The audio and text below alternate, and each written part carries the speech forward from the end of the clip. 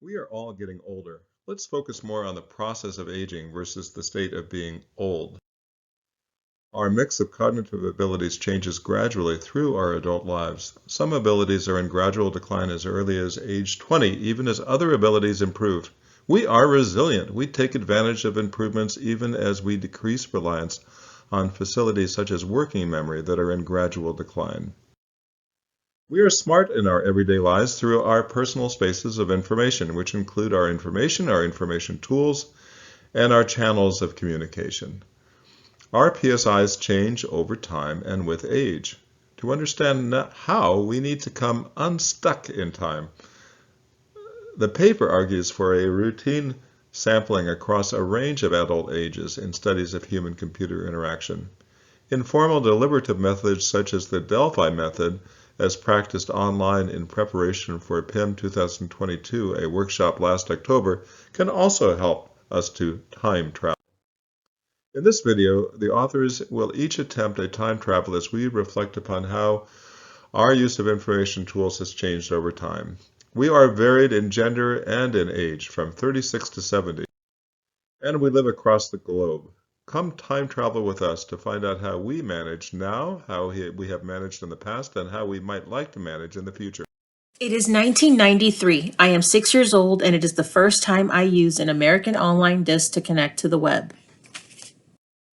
It is December 31st, 1999, New Year's Eve, and I am staring at my Packard Bell computer wondering if it will self-destruct at the stroke of midnight. What would the Y2K bug do?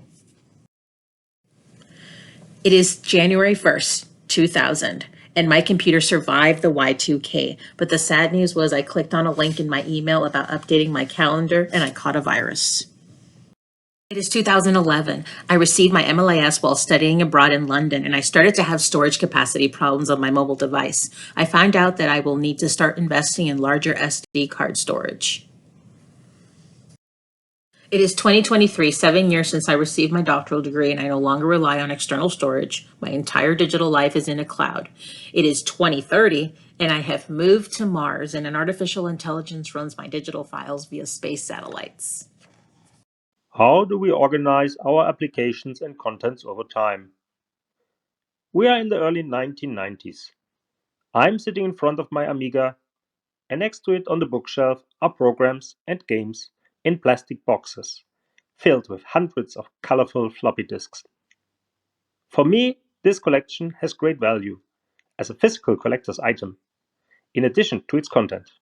To keep track and quickly find the programs and contents I'm looking for, I invented my own color coding system and developed an inventory index. Wow, what a great time that was. Today, I'm involved in the design of AI tools for document classification and content extraction. This technology can be used to label and sort files and contents. Actually very similar to the labeling and indexing system of my physical file collection of floppy disks back then, but purely digital. What is gained and what is lost when we jump from files as physical collectibles back then to purely digital files today? Now it's 10 years later. Future. I don't have to think so much about what content I'm looking for, because most of the content is suggested to me by an AI before I actively search or think about it. Probably I wouldn't have actively searched for much of it. Kind of convenient, but also less self-determined. 1975, I'm being homeschooled in the Himalayan Valley, no TV. 1995, I'm at UNC Chapel Hill. I'm using a word processor for the first time. I write poems without filling up the trash bin in my room. 1999, I'm at Harvard University. I'm using the World Wide Web for the first time. My 1 gigabyte laptop has ample space for all my information. I learned the tools of professional editing. 2001, I'm working as an editor in New York. 9/11 changes my life. I acquire a BlackBerry. 2003, I'm in charge of the Carnegie Mellon University bookstore. I use a complicated inventory management database that uses RFID. 2005, I'm finishing a master's in library information science in Pittsburgh. I work as a librarian and specialize in digital libraries. 2010, I'm finishing a PhD in information science in Australia and fall in love with human psychology. 2015, I'm teaching SIGCHI and user experience to computer programmers in Japan. 2020, my trusty BlackBerry shuts down. Smartphones will never be the same again. 2023, I am a tenured professor in Sydney and my 4 terabyte laptop is not enough anymore. 2033, I'm a retired dean who has given up technology and gone off the grid. I live in the Himalayas, but now with a satellite phone. Here I am at Crater Lake last summer, shortly after I turned 7. Today I describe how I manage time now in 2023 for the present, future, and past. Then I do likewise for 1982. Then I jump 10 years into the future.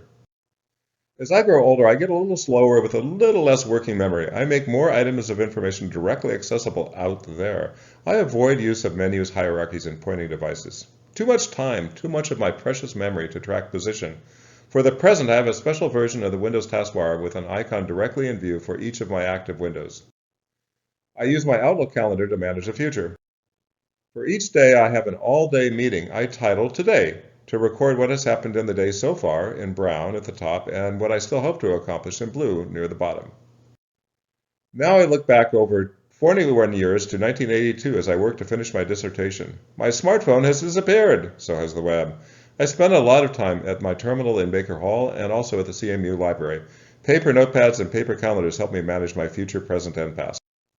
Now in 2033, as an 80-year-old, my life is a weaving of many threads of information representing many different interests and projects. I work anywhere without laptop or a tablet, speaking my thoughts, snapping my experiences, and seeing and hearing my information. I am an information nomad.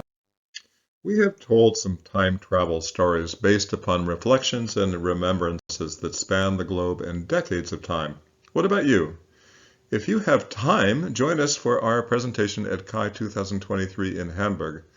Starting in the present and moving into the past, we will collectively time travel to understand how our needs for information and information tools have changed over time. Then we will take a journey into the future to discuss how these things might change to better support each of us as we age. Even if you can't join us in Hamburg, email one of us to get added to the online discussion. This discussion has no time limit. There is a need and a tremendous opportunity to factor aging more consistently, more systematically into the research and development of information tools. It's about time.